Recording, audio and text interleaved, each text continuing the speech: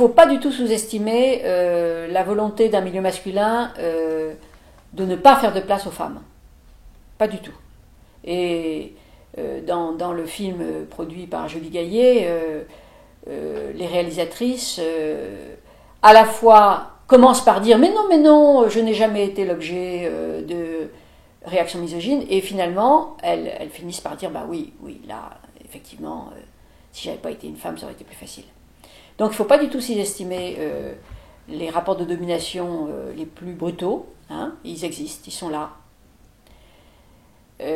Mais il y a aussi des choses plus difficiles, je dirais, à pointer, et donc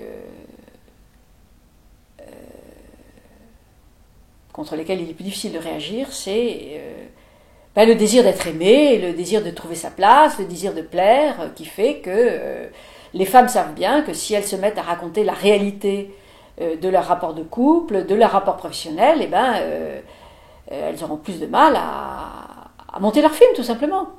Un autre exemple, le deuxième film de Valérie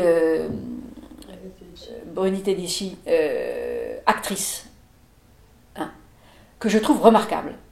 C'est celui qui a eu le moins d'écho et le moins de succès. Pourquoi ? Parce que on y parle alors non seulement effectivement de la névrose d'une actrice qui approche la quarantaine, qui se demande qui a envie d'avoir un enfant parce qu'elle sent que ça fait partie des normes genrées auxquelles qu'elle a intériorisées, disons. Mais il y a dans ce film une scène qui n'a pas du tout été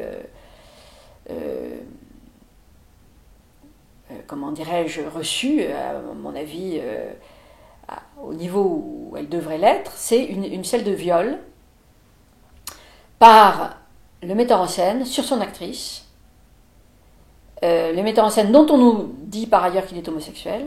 Donc c'est purement et simplement une scène d'affirmation de la domination masculine d'un homme sur une femme dans un contexte professionnel et artistique, un professionnel qui se veut artistique, et où ce que nous dit le film, c'est que la domination des hommes sur les femmes est prête à s'y affirmer de la manière la plus brutale qui soit, c'est-à-dire par un viol. Je trouve que cette scène est extrêmement courageuse, et je ne suis pas étonnée que le film ait eu peu de succès, mais à mon avis, c'est une des raisons pour lesquelles il a eu peu de succès. Alors que le film suivant, qui est beaucoup plus anodin, Le Château en Italie, qui à mon avis est tout à fait anodin, a été reçu. Il n'a pas eu un grand succès public, mais il a été très bien reçu par la critique.